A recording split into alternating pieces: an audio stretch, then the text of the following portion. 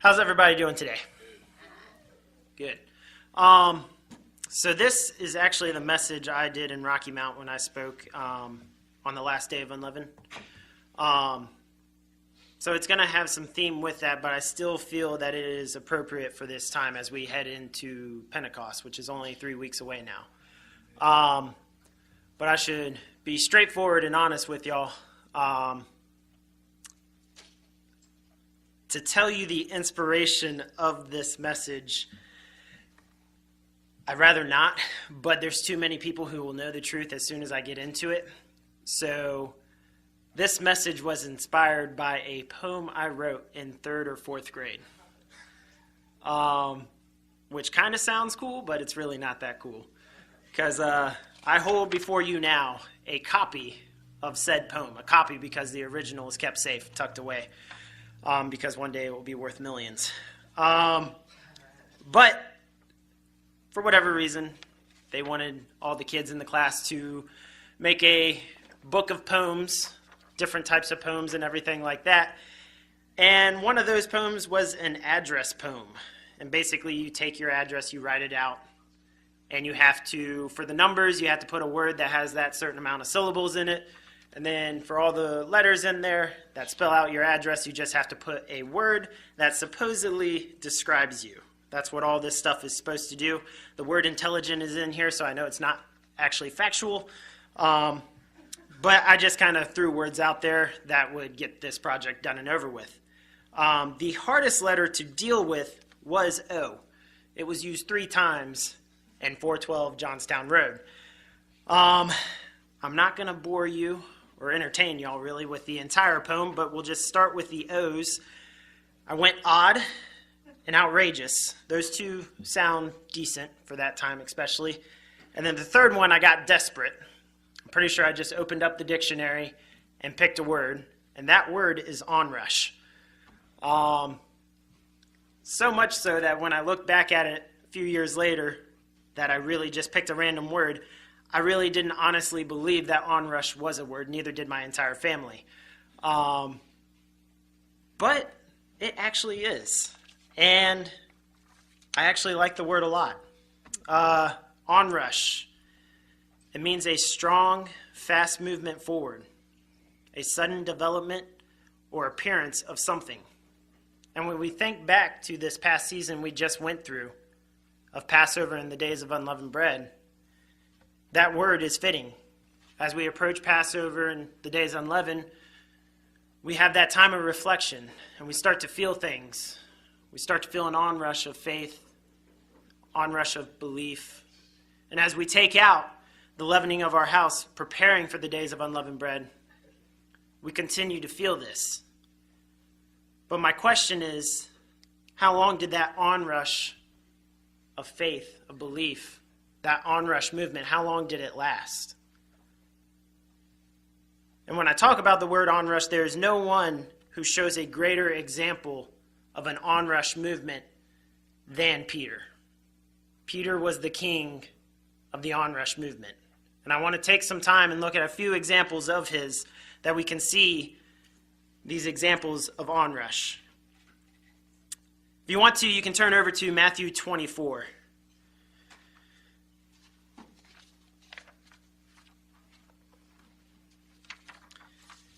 Matthew 24 verses 24, or Matthew 14 verses 24 through 29.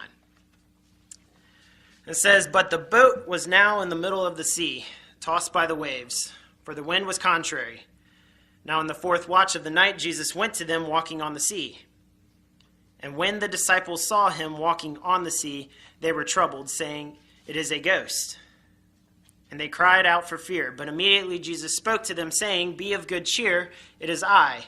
Do not be afraid.' And Peter answered him and said, 'Lord, if it is you, command me to come to you on the water.' So he said, 'Come.' And when Peter had come down out of the boat, he walked on water to go to Jesus. And in that moment, Peter experienced an onrush of faith and courage. Then picking back up in verse 30, 'But when he saw the wind was boisterous, he was afraid. And beginning to sink, he cried out, saying, 'Lord, save me.' And immediately Jesus stretched out his hand and caught him and said to him, O ye of little faith, why did you doubt? And just as quickly, an onrush of doubt and fear. Turn over to Matthew 16. Matthew 16, verses 13 through 19. We pick up, and Jesus says to his disciples, Who do men say that I, the Son of Man, am? So they said, some say John the Baptist, some Elijah, and others Jeremiah or one of the prophets. And he said to them, But who do you say that I am? Simon Peter answered and said, You are Christ, the Son of the living God. And Jesus answered and said to him, Blessed are you, Simon Bar-Jonah, for flesh and blood has not revealed this to you, but my Father who is in heaven. And I also say to you that you are Peter, and on this rock I will build my church, and the gates of Hades shall not prevail against it. And I will give you the keys of the kingdom of heaven, and whatever you bind on earth will be bound in heaven, and whatever you loose on earth will be loosed in heaven. And in that moment, Peter had an onrush of belief. But then in verse 20, then he commanded his disciples that they should tell no one that he was Jesus the Christ. From that time, Jesus began to show his disciples that he must go to Jerusalem and suffer many things from the elders and chief priests and scribes and be killed, and be raised on the third day. Then Peter took him aside and began to rebuke him, saying, Far be it from you, Lord, this shall not happen to you. But he turned and said, You are an offense to me, for you are not mindful of the things of God, but of the things of men. And in that moment, Peter had an onrush of selfishness. You could also make the argument that he had an onrush of boldness, taking Jesus to the side and rebuking him. I could not even fathom attempting to do that. But Peter did, because Peter, again, was that king of the onrush movement. Turn over to Matthew 26. Matthew 26, we'll start in verses 31.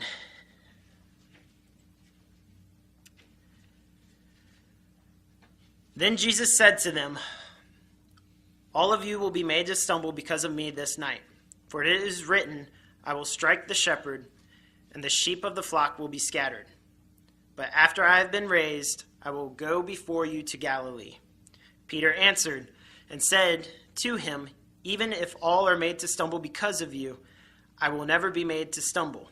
Jesus said to him, Assuredly, I say to you that this night, before the rooster crows, you will deny me 3 times. Peter said to him, Even if I will not deny you. And so said all the disciples. And again, in that moment, Peter had an onrush of boldness, of courage.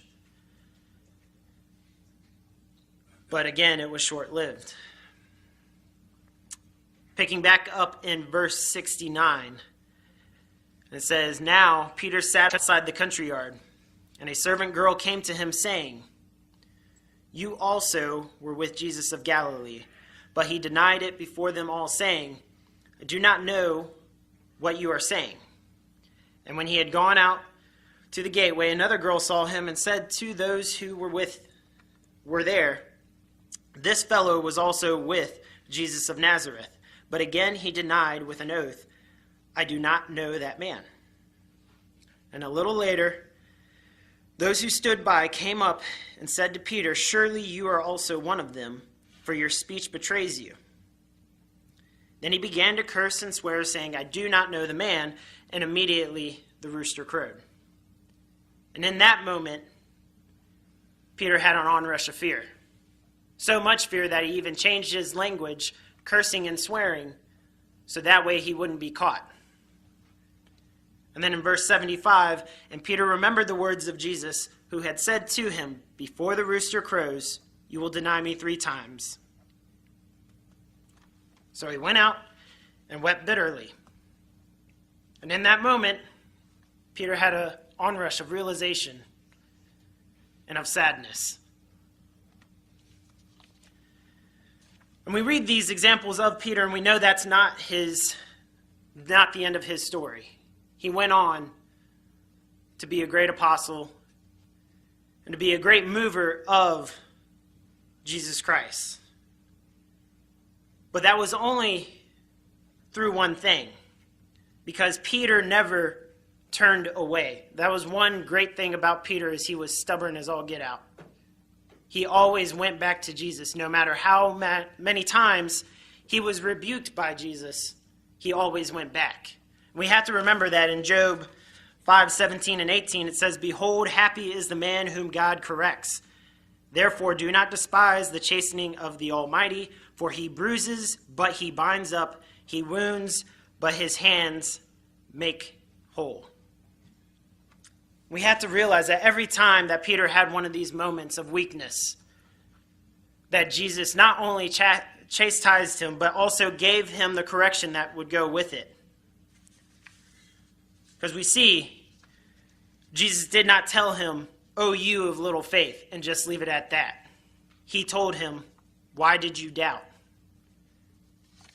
He did not just say, "Get behind me, Satan. You are an offense to me," because he said, also, "For you are not mindful of the things of God, but the things of men." And even after denying Jesus 3 times, he still had correction for him. Everyone can turn over to John 21.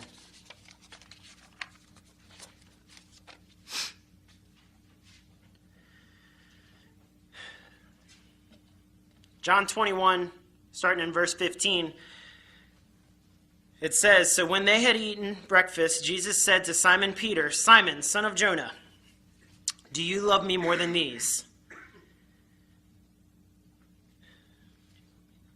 He said to him, 'Yes, Lord, you know that I love you.'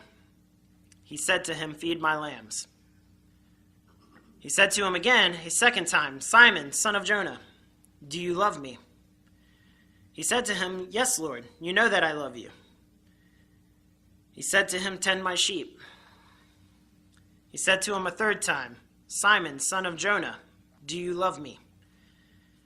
And Peter was grieved because he said to him a third time, 'Do you love me?' And he said to him, 'Lord, you know all things. You know that I love you.' And Jesus said to him, 'Feed my sheep. Most assuredly, I say to you, when you were younger, you girded yourself and walked where you wished. But when you are old, you will stretch out your hands, and another will gird you and carry you where you do not wish.' This he spoke, signifying by what death he would glorify God. And when he had spoken this, he said to him, 'Follow me.' Then Peter, turning around, saw the disciple Jesus loved following, who also leaned on his breast at the supper, and said, 'Lord, who is the one who betrays you?' Peter, seeing him, said to Jesus, 'But Lord, what about this man?' And Jesus said to him, 'If I will that he remain till I come, what is it to you? You follow me.' And even in that moment of correction, Peter still had his onrush of flesh, where he was wondering, well, if I'm going to suffer this death, what about this guy? But Jesus, being who he is, focuses on Peter and tells him what he needs to know. You follow me. No matter what happens, no matter who's there, no matter what danger may lie before you, you follow me and tend to my sheep. This is the calling I have for you. Follow me. And it's because of this chastening that Peter was able to endure, that Peter became who he was. And then we take a look at ourselves, and I can't help but think back, again, this was during the Feast of Unleavened. I think back to Freddie's message that he did on the first day. And if everyone would like to turn over to 1 Corinthians chapter 5.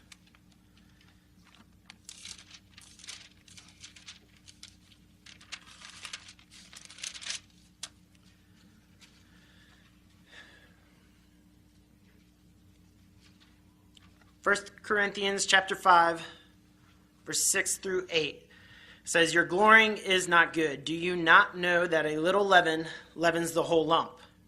Therefore purge out the old leaven, that you may be a new lump, since you are truly unleavened. For indeed Christ, our Passover, was sacrificed for us. Therefore let us keep the feast not with old leaven, nor with the leaven of malice and wickedness, but with the unleavened bread of sincerity and truth." Peter had to be chastened several times in order to purge out the old leavening. He had to endure the chastening from Jesus Christ in order to truly be that unleavened bread that we're called to be. What in our life do we have to purge out? To purge out means to cleanse thoroughly. So there is no room to pick and choose what we want if we want to be truly unleavened. What in our life do we need to purge out? And it's not just getting out the leavening, it's also intaking the bread of unleavened. And that unleavened bread of sincerity and truth is our Savior and Lord Jesus Christ. And he does it with sincerity and truth, as Peter showed time and time and again. With sincerity and truth, that is love and honesty. It's not always pleasant. But if we endure it, we will grow from it. Turn over to Hebrews 12. Hebrews 12, verses 5 through 11. It says, "And have you forgotten the exhortation which speaks to you as to sons? My son, do not despise the chastening of the Lord, nor be discouraged when you are rebuked by him. Who the Lord loves, he chastens, and scourges every son whom he receives. If you endure chastening, God deals with you as sons. For what son is there whom a father does not chasten?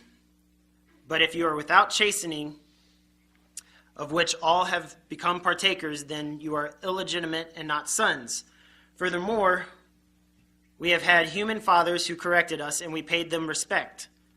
Shall we not much more readily be in subjection to the Father of spirits and life and live?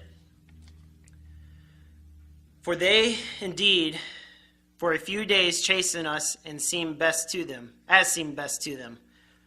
But he for our profit, that we may be partakers of his holiness. Now no chastening seems to be joyful for present, but painful. Nevertheless, afterwards it yields the peaceable fruit of righteousness to those who have been trained by it."